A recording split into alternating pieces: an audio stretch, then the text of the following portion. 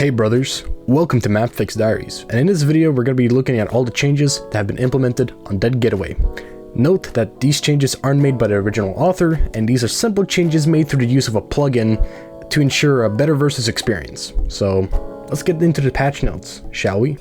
Now, some simple stairs in the beginning have been added due to the fact that the infected ladders are broken and don't really work anymore. So these stairs have been added to give more gameplay opportunities for the infected in the beginning. It's pretty simple. Another thing that I should mention that really isn't a change, but more or less a tip.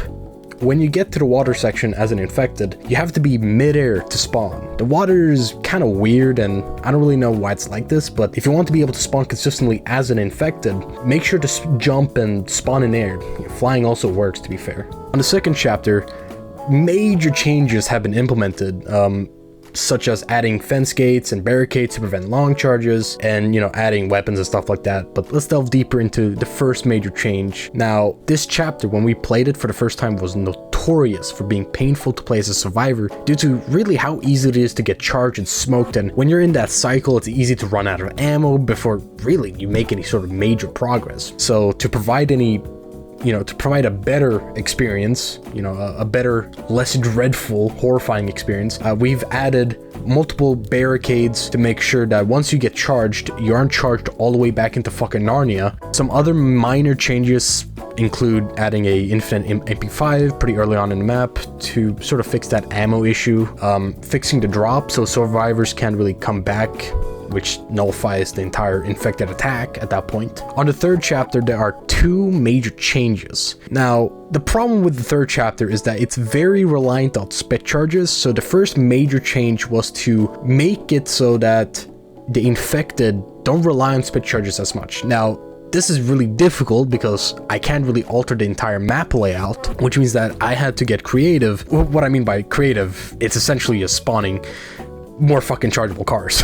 Now let's delve deeper into the chargeable car change, as while I do think it is a positive change to the map, it does make the map even harder for survivors, and some of these cars are not in perfect positions or spots due to how claustrophobic the map is, meaning that it might not make people not rely as much on spitcharges, but it does come with some pretty big downsides, such as having people charge a car in a certain way that might block the survivor's path. And I mean, while it's a difficult thing to do, it definitely can happen. Also, with the amount of cars, this could lead to potential frustration, as you feel like, you die in a way that is easier than getting spit charged. But I think this is a good change, as it's kind of needed to sort of give infected an opportunity to kill the survivors, at least, to give something for them.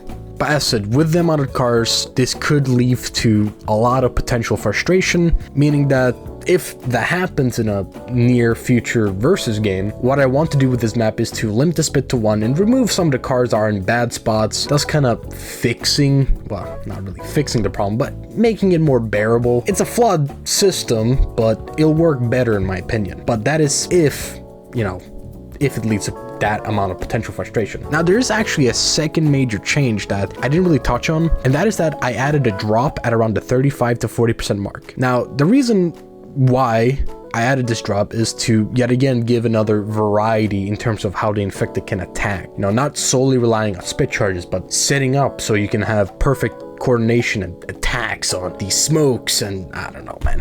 Who cares? It's a drop, right? That's all I need to know. It's a drop. It's a pretty difficult drop as well, meaning that now you have, let's say you're playing 4v4, now it's a 3v4, you have a good opportunity to sort of more or less start your comeback, if you're on the losing team, of course. But as I said, while it is a net positive and doesn't really come with any major downsides with this drop, it's not perfect. I had to kind of make this drop be kind of early on, despite me not wanting to do that.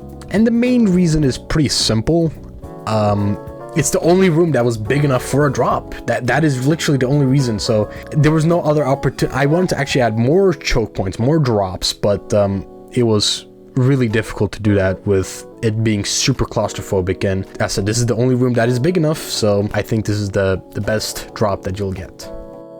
There weren't any changes on the fourth chapter, so let's skip right ahead to the finale. Now the finale has some massive changes that will change how the finale is played, and I think it's for the better. First things first, the infamous noob staircase has been blocked off. You can no longer hold out there. This also means that you have to take an alternative way to get up to the radio. I've also added some fences on the rooftop to make it slightly harder for the infected to kill at that current rooftop spot, now that the rooftop is a viable holdout spot. I've also fenced off another room on the rooftop, making it inaccessible to prevent another noob holdout room situation. That covers all the major changes that have been made in Dead Getaway.